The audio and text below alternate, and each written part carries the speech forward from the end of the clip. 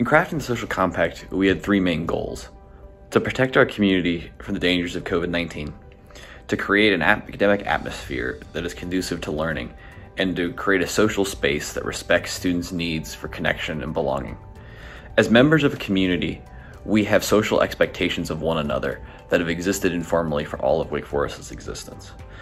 In light of the challenges that we face with COVID-19, and in order to make sure that we accomplish our three goals, we wanted to make sure that we formalize these expectations and those responsibilities so that way we all understand what those duties that we have to one another are. And that is what the social compact is. The Student Social Compact started because knowing that university life will look so different this academic year, it was really important to have an initiative that was by students for students to really amplify our voices, but also our concerns. The Student Social Compact outlines how we are called as students to exemplify the pro humanitate spirit. If we are for humanity, then we not only need to practice prevention behaviors, but we also need to commit to anti-racist action and combat the inequity highlighted by the COVID-19 pandemic. Therefore, the Student Social Compact includes social expectations like wearing a mask and social distancing, as well as moral expectations, such as fostering an inclusive campus culture. There is a lot at stake for the fall. And I like to think about the stakes kind of in terms of two lenses. The first is, the lens of myself, what's at risk for me. And then the second is, what are others at risk of from my actions?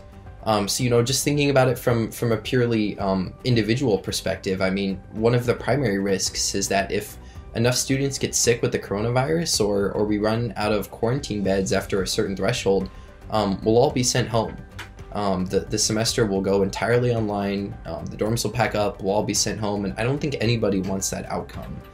And so public health guidance suggests that when we all wear masks, when we all social distance, when we all frequently wash our hands, that substantially reduces the risk of spread and lowers the probability that that event happens.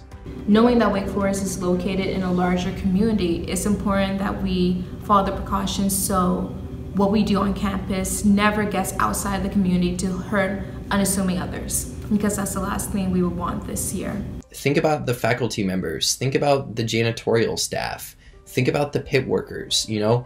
Our individual actions as students have an enormous ripple effect on all people, in all walks of life around Wake Forest that depend on the university as a source of income, employment. It's tied up with their families, it's tied up with their history. And for us as students, it's incredibly important that we respect the risks for others and that we act in a conscientious manner that protects the most vulnerable in the community.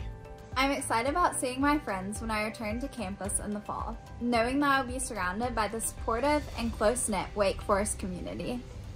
I believe that we each have a unique opportunity to lead the way forward in the coming months, and I'm looking forward to seeing how we weather this storm together and come out of it even stronger than before.